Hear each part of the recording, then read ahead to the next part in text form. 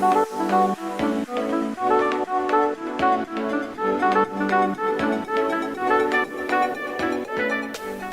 everybody. I'm really excited to be here today. We are using the power of Yerson Ochoa's words today. Let's talk about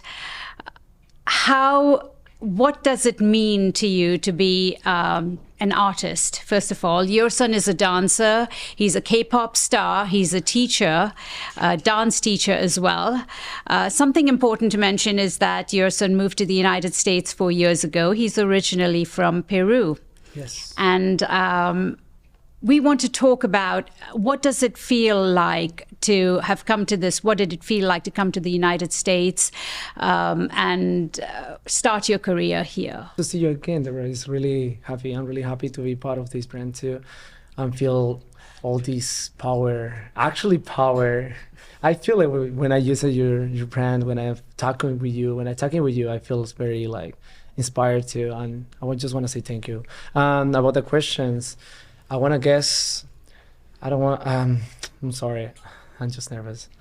That's the first problem for me when I get here. It was actually my language, because I never learned English before, but when I get here, I noticed how beautiful quality of artists are over here in California. I fell in love here. I feel very, very comfortable to split out how I am myself. So I decide to learn how to speak. Doesn't matter what, doesn't matter how. So basically my way to speak is just talking with friends and meeting wonderful people around. I just want to say some corrections. I'm not a K-pop idol, okay? I do covers for K-pop. I've been working as a K-pop dance instructor in multiple studios. I'm really grateful. I'm really happy to be part of that people, part of the life of my students, because being an artist is something very hard and very a little bit tough. And so I want to help them how this city helped me too. Did you move here on your own, or did you move here with your family? I moved on my own. My family stayed there in Peru, asking me when I'm going to come back. But yeah, everything was for myself. What were the struggles you had moving here as a young adult trying to adjust and be an artist? Because artists that live in the United States struggle with getting to the next level. And what were the struggles you had, and how did you overcome them? It's complicated because I've been a dancer since 13 years old. I never took it serious until I get 18, I want to guess, once that I finished the school. My parents, they noticed that I was very passionate on it. I've been working on small studios, moving people, doing groups to training for competitions. So my parents noticed that I wanted to be there, but they want me to do something else, because they don't know if I actually want to do it or not. I even didn't know if I want to do it. So I decided. So I moved to another city in Peru. I was studying dance. I was studying something else behind. But once that I moved here, everything was double, triple harder. I don't have family. I don't have any person who actually know me here. I had the lucky that my friends introduced me another Peruvian person. He was taking care of me, and he teach me how to be nice with the persons, be nice with everybody here, because everyone has their own story. So basically the main problem here was my language. And second, try to be empathy with them. Empathetic, thank you, with them, with everyone. Sometimes there's people who actually, they looks like they are bad people, they are having a hard day, that's all. And you have to understand that you more probably in the future you're gonna have the same problem, you're gonna be in the same situation. So you have to adjust yourself too. So yeah, I'm trying to don't take it personal. Whatever it happens in this city, I just trying to enjoy and still falling in love. What can I find here? So that's actually my two biggest struggles here. That's your strength, actually, to be able to look for the positivity in a negative situation, which is why I think you're wearing empathy and optimism today. Yeah, It's I choose it because it's actually part of my life, and well, I don't want to get too deep on it, but I've been having my own problems too. So being optimistic and also empathic, use the empathy as my favor, helps me to bring out my light and meet myself what I want, and how big are my passions to still fighting for it. So yes, it's my favorite two words right now.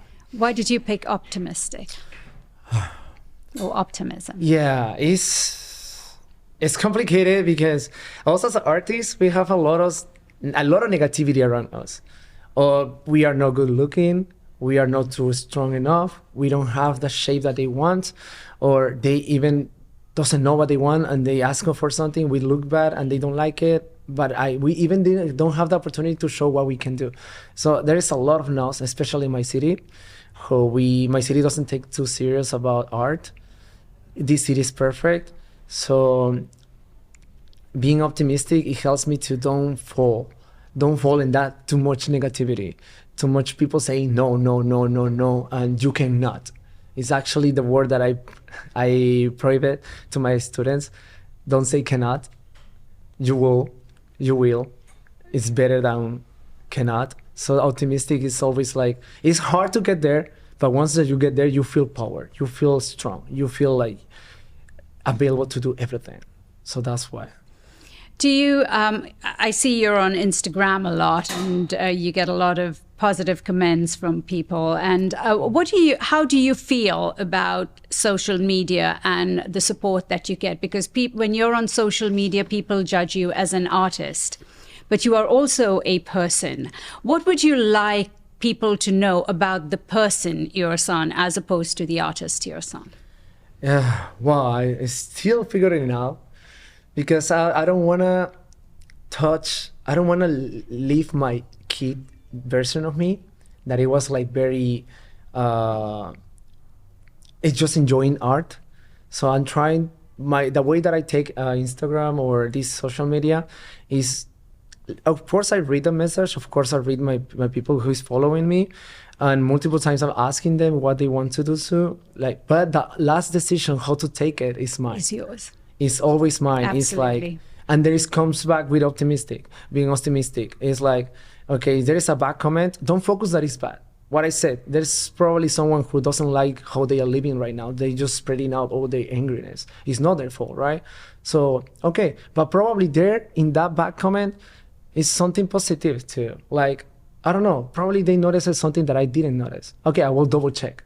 If I like... Absolutely. Positive criticism. Exactly. And you can take it or leave it. Turn it. Yes. Yeah. Turn it out. Turn it into something positive. I like that. That's a really, that's a great approach to life, is to take what someone says, and if it really matters to you, turn it around to better yourself, so to speak. I think it's the more healthy one, but I know that it's hard. I notice a lot of control on yourself with your feelings and no fall again into negativity. It's really hard, but it takes time. It takes a lot of talking with yourself. Like, actually, what do you want? That's your point. Okay, this is what you're gonna help you. You're healthy. Your health mentality, it has to be always good. Feel a positive mind. Positive. You do not have your family around you at the moment. So what have you built as your support system? What is your support system? Who do you reach out to? Who do you talk to? Where do you get your strength from when it comes to community? Because a big part of mental well-being is not about the individual. It's about the people that surround you. Exactly. It's hard because I'm a person who cannot leave people. Like, I have a lot of friends, I have a lot of people that I met, but it's always, you have to choose with who you're gonna spend your time in your moments when you are really, really down. Low, exactly. So, but at the same time, I have the habit to bring the people who is down, try to do my best to bring them up too, because I was there. But again, because my families are not here, I'm my only income, basically. I'm who has to work hard to do everything works, to make sure that everything is working. Sometimes you have to like take your time, and you're gonna save them, but first save yourself. Absolutely. Save yourself and get closer with the people who actually can bring you something more, like plus, no less. But that doesn't mean that you're being egoistic and you're being selfish and you don't want to help them. Save yourself first. Love yourself a lot. Fill your soul with love. Later, share it. Absolutely. And we're gonna save more people like that. Like everyone having this mentality, I feel like everyone can have extra love to give. So where did this you seem, for your age, you seem so positive. Where did that positivity come from? Is it with your upbringing? Is it something you just developed because you were here on your own? Where did you learn to be this positive? You know, the show is about being vulnerable, right? So it's about sharing your weaknesses. Oh my God. All right. As how positive person that you're watching right now, I was very negative too. I was very, very negative, especially because once that I get here, sometimes what I was doing is not enough, so I have to do more. And when you're doing double, triple, you get very, like, your strength is getting vulnerable. Like, and sometimes you feel weak, but you don't have the time to feel or think about being weak. You don't have the luxury of feeling weak. Someone that has the support system has the luxury to feel weak. You don't have the choice. You don't. Exactly. So you have to fight for it. And that's why the life hit me a lot of times. Like, there's too many people who told me exactly that word. You cannot. Where you are here, you are useless. How you don't know how to do this. Of course, I didn't say because I'm a dancer, I've been dancing all my life, I don't know how to do this kind of stuff. But I want to learn. So I just shut up and keep going. Keep going. Anyway. No, thank you for your positivity. Thank you for being and sharing the power of your words. And I hope kids your age will learn to be empathetic and learn that empathy is what gives you the positive attitude in life. It's actually my first letter, my words. Like, this is my parents' guide. He told me, like, be like this and you're always going to find a good place in your life. Thank you. Thank you for your time. Thank you for being here. Thank you for being such an amazing ambassador and spreading the positivity and the power of words.